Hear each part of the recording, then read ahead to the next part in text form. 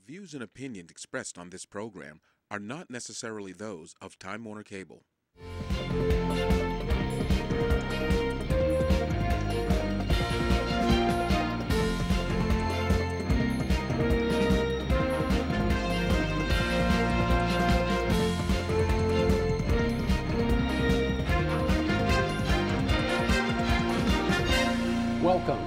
Welcome to The Bottom Line. My name is Dana Connors, and I'm pleased to be your host for this monthly program brought to you by the Maine State Chamber of Commerce. Each month, we take a look at the policies, the programs, and some of the people at work to make a difference in our lives to help each and every one of us with our own bottom line.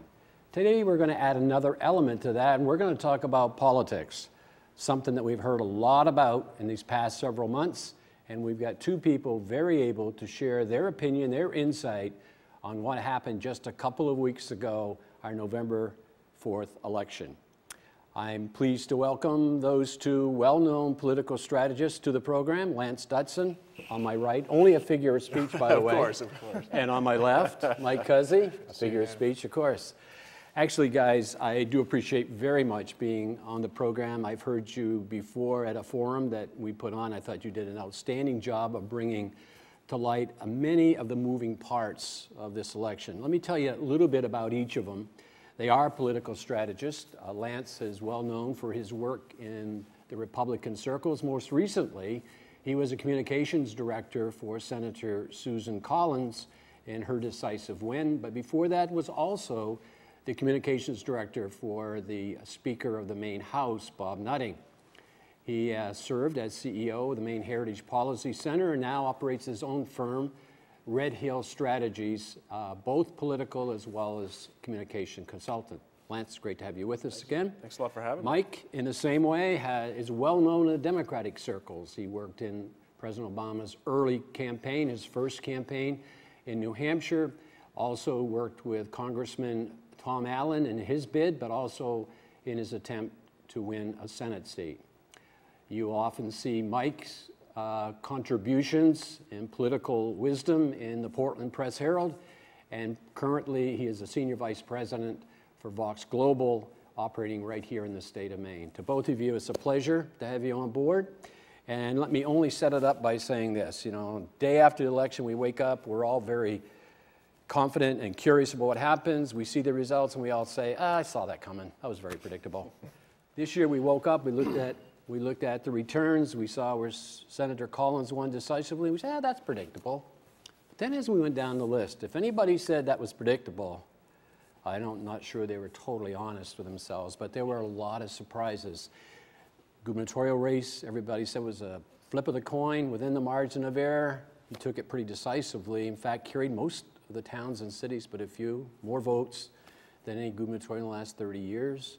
But that wasn't the end of it. You had the 2nd District, you had the Senate in Maine flipped entirely, the House picked up 10 seats, pretty overwhelming Republican victory in our state. I'm curious, was it policy, was it campaigning, was it messaging? Start with you, Mike. What happened to the Democrats? Well, I think clearly policy drives messaging, right? Yeah. So the policies that you have and you're going to put on offer to the voters are ultimately going to drive what your messaging is. And I think what we saw in this election is that Maine voters simply weren't buying what Democrats were selling. And I don't mean to say that in a flippant way. What I mean is the governor offered a really strong economic message. He talked about lowering energy costs. He talked about welfare reform. He talked about lowering taxes. These are issues that were sort of fundamental to people who still maintain a lot of anxiety about the state of the economy and their own futures. Whereas the Democrats were were campaigning on policies such as renewable energy, Medicaid expansion, and raising the minimum wage. And while I think all those policies are good ones, at the end of the day, they're not policies that really appeal to Maine's broad swath of working class voters who are struggling to make ends meet. It's an agenda that I think appeals to sort of the upper echelon of the socioeconomic scale and the very lowest end of the socioeconomic scale. And that broad middle really the Democrats didn't offer them anything to hang their hat on in this last election. Yeah. Lance, your reaction? I think Mike's exactly right. You know, I think the big failure for Democrats was a failure to provide a dream for the people of Maine. And I think Paul LePage, even though he's taken a lot of heat in the press over the last 4 years, people know exactly where he stands. He wants Maine to thrive economically through lower taxes and a more business-friendly atmosphere. Democrats really didn't lay that out, and I think they spent far too much time kind of in a tunnel vision world where they thought, well, you know, the press beats up on Paul LePage and his personality is kind of an issue from time to time, and I think they got fixated on the idea that they just had to provide a viable alternative. Well, that wasn't the case. People of Maine want to know where the state's going. They know something's wrong economically, and they know someone's going to do something to fix it. And I think what we saw is nearly a 50% return giving support to Paul LePage as the general manager of Maine to get it back on track. Yeah. I think the important piece there for me, Dana, is that at the end of the day, the Democrats made a strategic decision, I think, early on, that being not Paul LePage was enough. Yeah. That there was enough consternation and dislike of him personally, his divisiveness, his demagoguery of issues, that simply being likable, being a person who can work across the aisle was going to be enough. But what happened was, being enough is really never enough. I mean, you have to give voters a reason to vote for you. Exactly. And that was the piece that I think Democrats were missing this time. And that became so evident when you watched the debates that Michel's reaction to what LePage said was all about LePage and less about the issues. Well, that's true. You know, and a lot of times we talk about how debates kind of don't matter anymore. There's so much other media, but in this particular case, they really did. And I was struck by, first of all, the governor's performance in the debates far exceeded expectations. Yeah. I think the Michaud camp thought that was where they were going to gain ground. But Governor LePage came off as someone who really knew the guts of state government. Yeah. And, you know, like someone that I think people gain trust in his ability and his seriousness about getting these economic problems fixed. Yeah. And I think it was, I think those debates were really decisive in him solidifying his lead. The governor certainly was able to, I think he performed well. Having said that, I think the bar was also fairly It's true. low. It was. So, you know, any performance he did was probably going to exceed expectations. But the other thing that he did was he showed a real passion about the issues. He clearly had a fire in his belly. He clearly cared a lot about these issues. He clearly wanted to move the state in a direction. And I think that passion is important. Again, just being up there and being not LePage is not enough. People want to know that you have a fire in your belly, that you care about these issues, you care about them specifically, and that the things you're going to do in office, that vision that you talked about, Lance, is ultimately going to be beneficial to their lives. You know, it's an election result for which there's so many things to talk about. One of the things I also want to explore with you is that the old adage, money doesn't buy you happiness. It became pretty clear in this election it doesn't buy you elections either, because the money that was spent had to be the largest in our history, and clearly the Democrats outspent the Republicans, but the results were quite the reverse, whether it was the Senate or whether it was a gubernatorial election. What's your reaction to that? The money in a campaign, how it mattered, did it matter? Well, I think there's a minimum point of viability for a candidate. I mean, we don't see, in the first district, for instance, where a candidate raised under $20,000 and didn't really make a tremendous showing. I mean, you've got to be able to raise money to show that you have support of some people. But the massive expenditures back and forth, particularly in the state Senate, I think that was really interesting, because in 2010, I think we had the opposite imbalance. I think when Republicans took over the legislature, the outside money came in to their benefit. And I think a lot of people kind of felt like, well, there were some races that were swung because of that outside money. It was the opposite this time. Yeah. And I think it's encouraging. I think what we saw this time in Maine too is finally hitting the saturation point of television advertising. I don't think you really could do any more political advertising. I think the offshoot of that is the next cycle, the money's still going to want to come in, but I think you're going to start seeing it spent at different times and earlier and maybe in different mediums as well. How about the press, the media? How would you rate their performance in this? It had to be tough because every day it changed. Look, I mean, the press has a tough job to begin with. You know, they have. I want to be sensitive to them because I don't want this to appear. You know, they have whole departments of political campaigns, certainly the major ones, that are intent on spinning them, influencing them, trying to drive specific messages and storylines, and they're constantly being berated with those different storylines and I mean, very aggressive, you know, wrangling with the campaigns, and so they have a tough job. So I think that's the first place to start. Having said that, I think the press really got caught up in the horse race this time around, and just the pure polling: who's up, who's down, is Elliott Cutler viable, what do the polls show, as opposed to talking about the issues. And I think what we saw was that, you know, a lot of the polling, frankly, wasn't right at the end of the day. And I think that ultimately that led the press to cover a lot more sort of the Michaud Cutler horse race, and not so much what the governor was doing. Now, having said that, I think the governor also made a strategic decision to try and stay as far away from the press this time around as possible. I mean, I know a lot of members of the media were trying to find where the governor was so they could cover him, and his public schedule was rarely made available. Yeah. Well, I think the press is in a weird situation after this because you know, you've got probably the most divisive political figure that Maine has seen in a long time in Governor LePage, and the press has certainly not been friendly to him since he first started running in the primary in 2010, and he won in a big way. And he didn't need to advertise in the newspapers, and he didn't need the editorial pages to support him, and he didn't need the reporters to slant to him, and he still won. I think the press is kind of in a situation now where it needs to take a step back and reflect where they are in terms of the audience that they're serving. And I think a great example of that is the Bangor Daily News. They endorsed Elliott Cutler, and which they did, I believe, in 4 years earlier. But Elliott got 8% of the vote. So it's kind of an interesting thing to me to think that one of the largest papers in the state is reflecting the political view of only 8% of their entire audience. Yeah. I think that's a big deal, and I think it's something that you know, I think the press has a tough job. I think resources are an issue.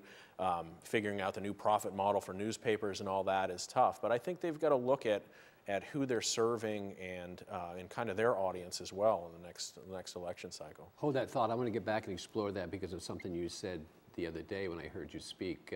We'll be right back in just a moment. Maine is honored to be called home for over 150,000 veterans. Unfortunately, many eligible veterans are not aware of the benefits they so bravely earned. Hello, I'm First Lady Ann LePage. The Bureau of Maine Veterans Services is reaching out to veterans and their families who may be eligible for compensation and health care. Please call the number listed below to see if you may qualify. I thank you for your service to this great state and nation. Don't let the valuable benefits you have earned go unused. If I got to go to college, oh my goodness. I just feel like that's my destiny. You get to make like a supernova of skill or talent or whatever it is. My name is Queen, and I am your dividend. There's a shelter pet who wants to meet you. Meet one today. Visit theshelterpetproject.org. Adopt.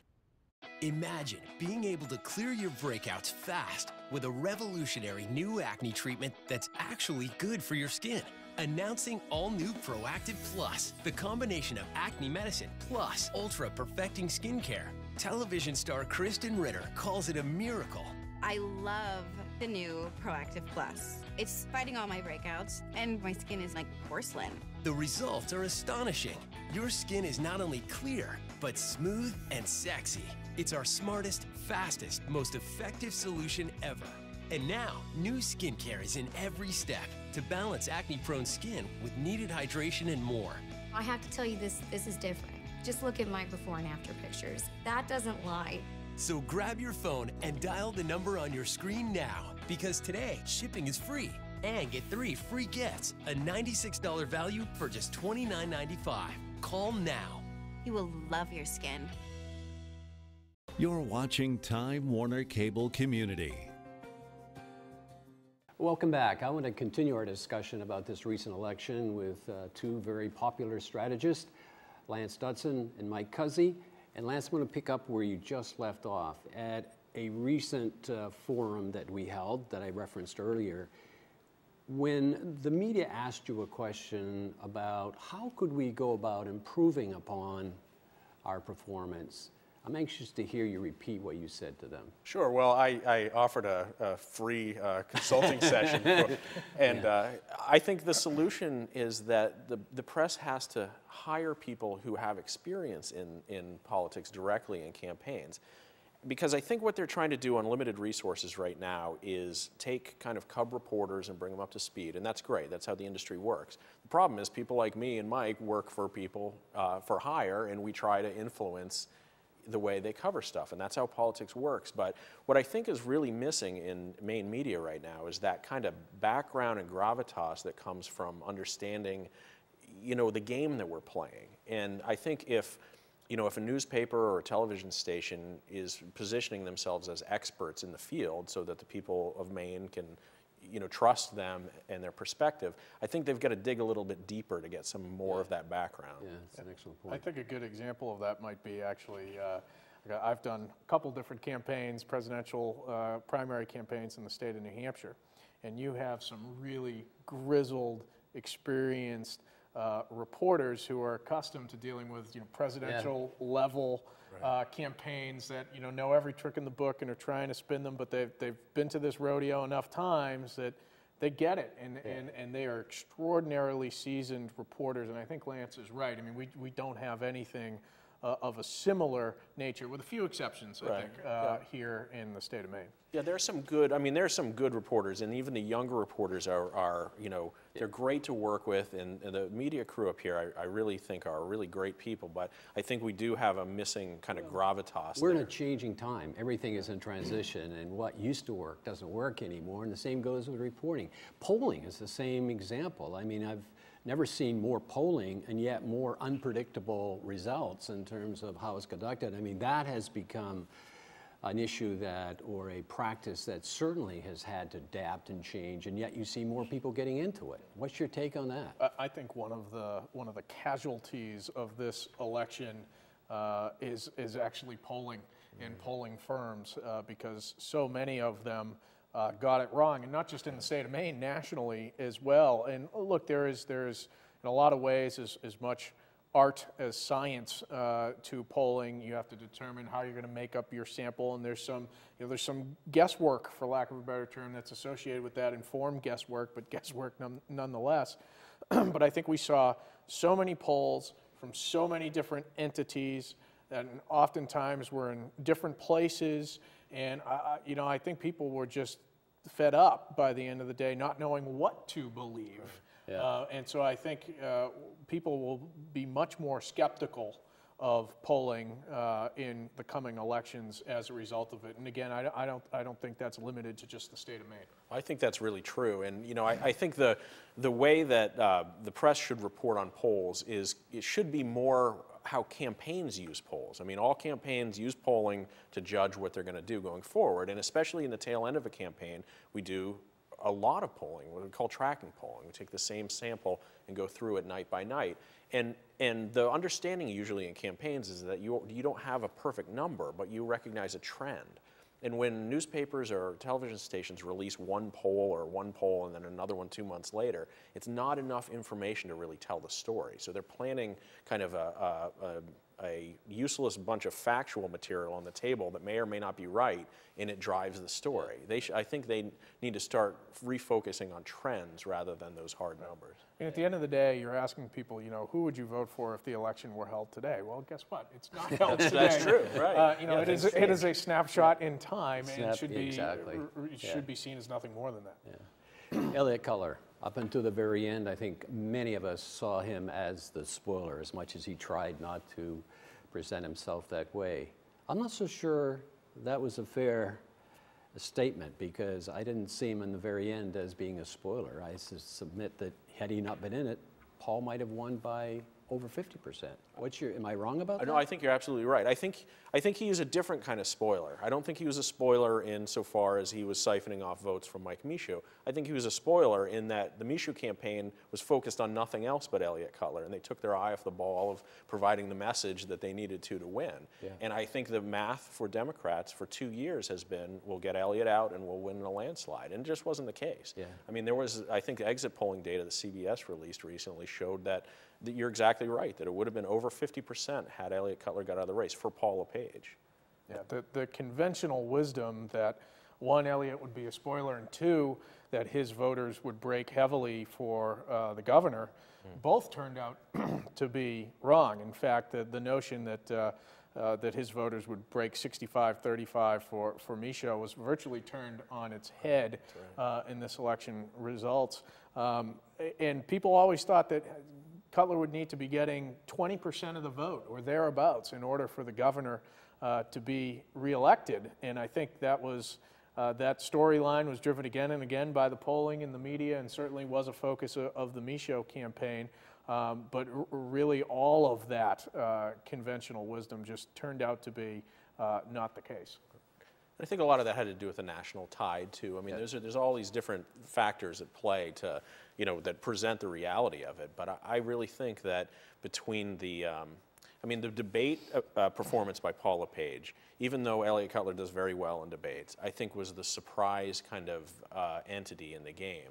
And I think that what Mike had referenced before, that people trusted the governor to take care of things, and I don't think either Cutler or Michaud did a very good job presenting an alternative to that. But I think the idea that we had a governor this time around that received more votes than any gubernatorial candidate in Maine history, I think is really good for the state, because it creates a near mandate, and I think that's going to be better at the State House. It's going to be less acrimonious, I think, with that level of authority, and I think it'll help the state going forward. That leads to this question: what do you expect in the next 4 years?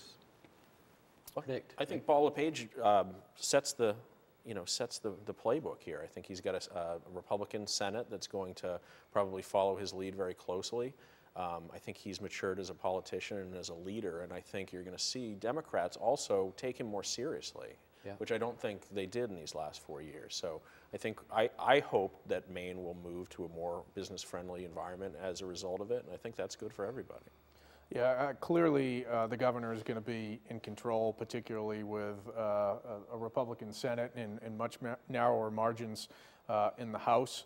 I think Democrats are going to have to take him more seriously, and I think Democrats are probably going to try and go out of their way to find opportunities to get things done and govern, as opposed to just simply obstructing. Yeah, I'm going to struggle with this, I'm sure, because I'm not quite sure how to articulate it. But on one hand, you might argue that this would give him more of a drive, determination to do what he's always wanted to do.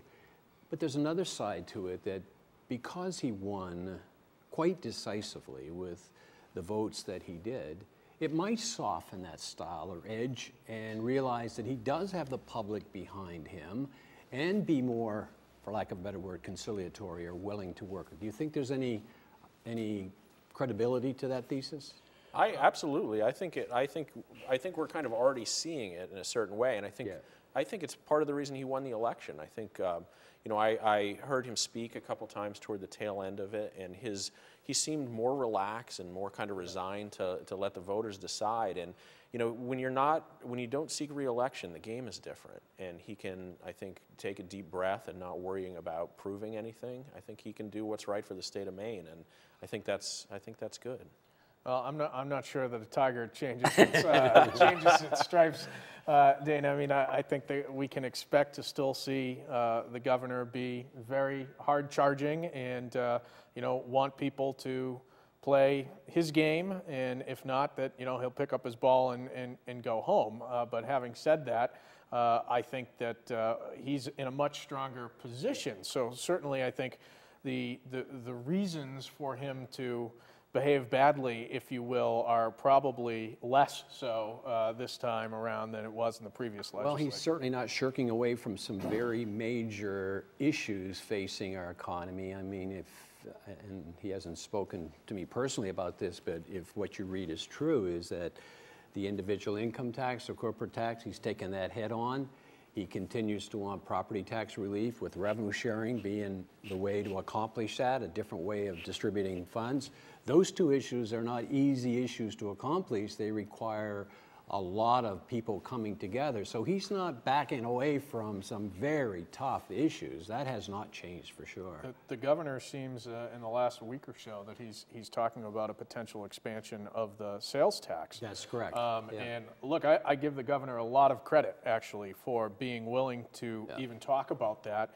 It's something that's been put forward before, and it always is death by 1,000 cuts in the legislature through all the special interests that want to protect their particular nugget, and it even got killed by the voters with largely a Republican backing of that campaign. So if the governor is willing to take this on and advance it and has the political stomach and muscle to get it through, I think that's a great thing, and I hope Democrats can find an opportunity to support him. Well, I think you're right, and I think these are big ideas. I mean, eliminating the income tax or changing our tax system and dealing with the property tax problem, those are the kind of big ideas that we need, and I think you're exactly right.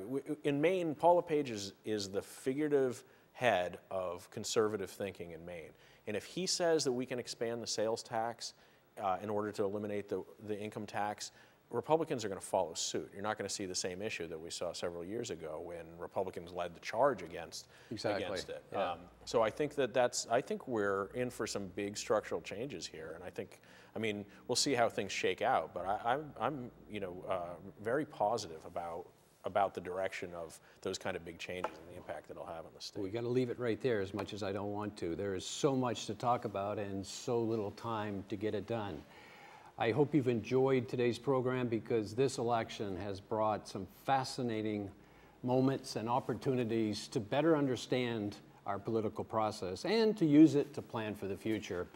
Our two guests today know it probably as well as anybody do, and I thank the both of you for your insight as well as your analysis to give all of us a little better understanding of what did happen and why it happened and how that can help going forward in the future.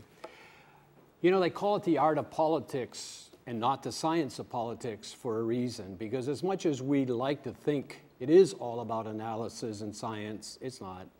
As much as we'd like to predict the future and predict the outcome, as much as we'd like to persuade the voters, it's not going to be known until that magical moment they get behind that curtain and pull the lever.